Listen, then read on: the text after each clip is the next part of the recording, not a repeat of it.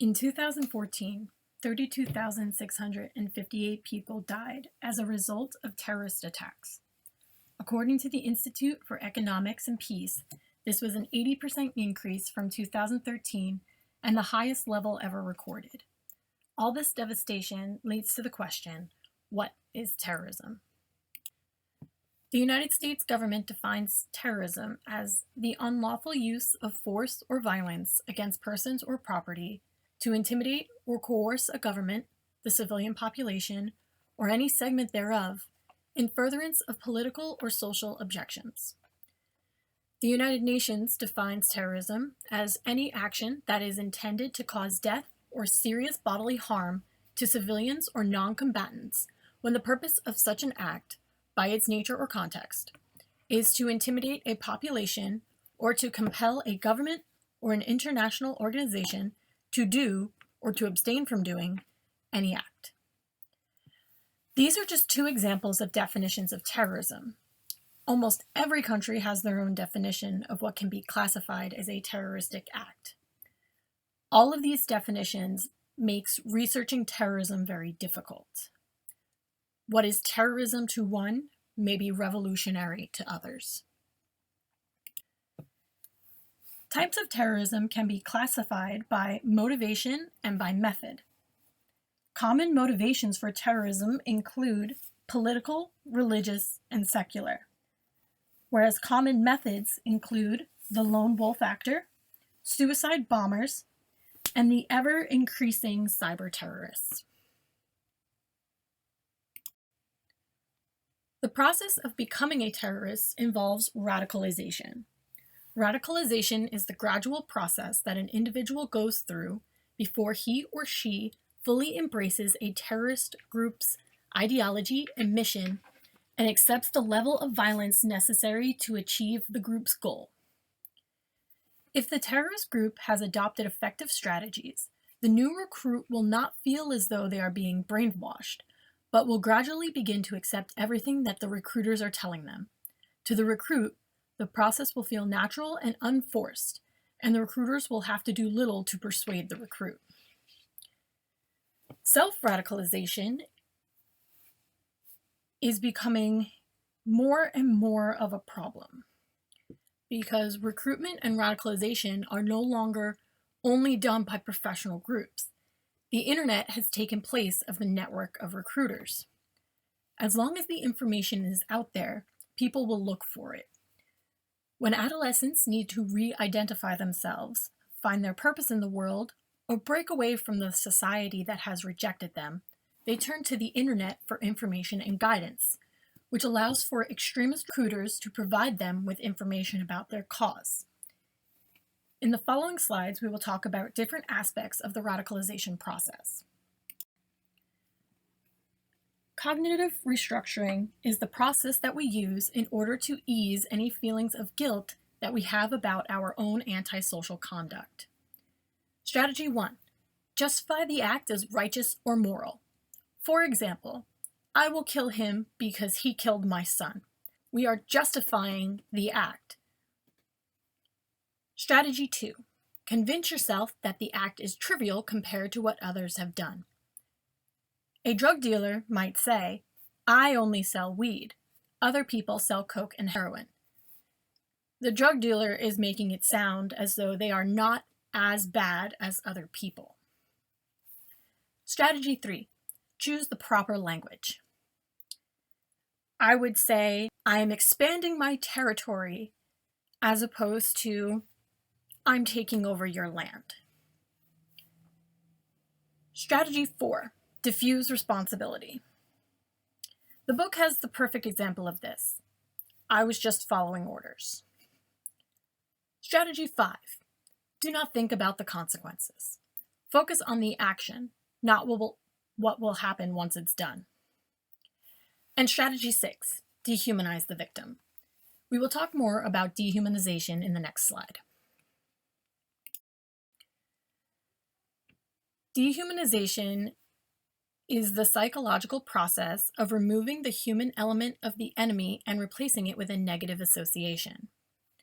When one's opponents are portrayed as spirits that are purely evil, as devils or demons, or as not being fully human, it facilitates a disregard for their point of view and removes inhibitions against attacking them. In the process of dehumanization, we create an us versus them idea that allows us to treat others in a way that we would not treat individuals that we view as equal. An example of this would be the way that the prisoners were treated in the Stanford prison experiment. The guards went through a process of dehumanizing the prisoners in order to treat them as subhumans. The irrational choice theory and terrorism. Individuals are rational decision makers who prefer decisions that maximize gain and/or minimize effort. An individual will consciously decide to engage in terroristic acts if they believe they can carry out the task successfully. The act will help achieve the ultimate goal. The ultimate goal outweighs the effort, cost, losses. If a terrorism organization can get a recruit radicalized to the point where the rational choice theory of behavior begins to work on its own, then the ability to persuade the recruit has become easier. Using rational choice as an organization method for a terrorist group is logical because it is a cheap and simple way to fulfill objectives, because there is little to no persuasion necessary. From the perspective of the recruit, being asked to fulfill a task becomes about the honor, or money, or personal gain that comes with the completion.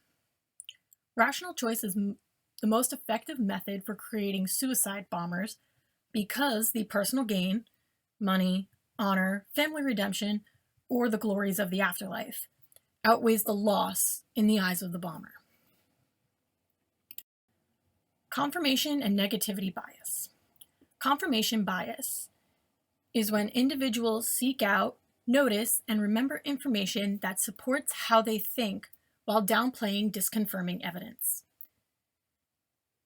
Negativity bias is when individuals emphasize and think about negative life events more than positive or neutral ones.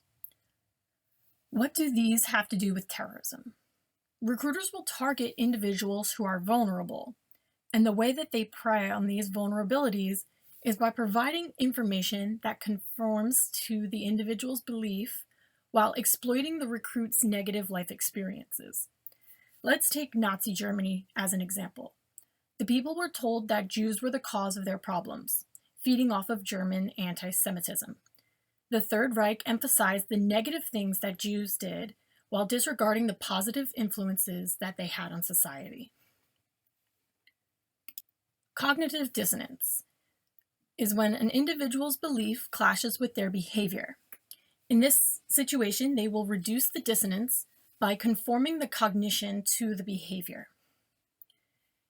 Ways that an individual can reduce dissonance is by removing conflicting thoughts, adding supportive thoughts, reducing the importance of dissonant cognitions, and increasing the importance of consonant cognitions. Let's take smoking as an example. People know that smoking is harmful and can potentially lead to premature death, but they continue to smoke. In order to balance out the dissonance in this situation, individuals can discredit any thought that smoking is bad by searching for confirmatory evidence that it's not that bad. Create thoughts that support smoking, for example, it's calming. Reduce the importance of disconfirming thoughts, what's a few less years from my life, or by increasing the importance of supportive thoughts. Smoking is the only thing that calms me, therefore the benefits outweigh the costs. Dissonance arises when individuals contemplate utilizing violence despite previously rejecting it as a solution.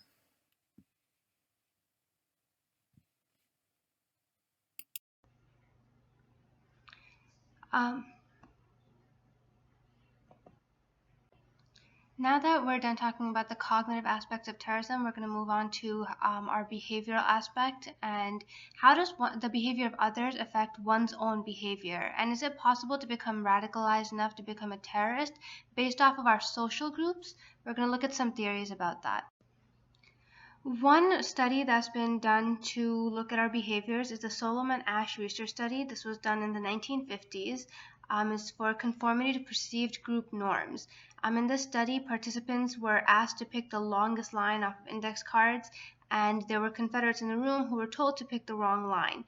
Now, when Confederates picked the wrong line, the chances of the participant picking the wrong line went up.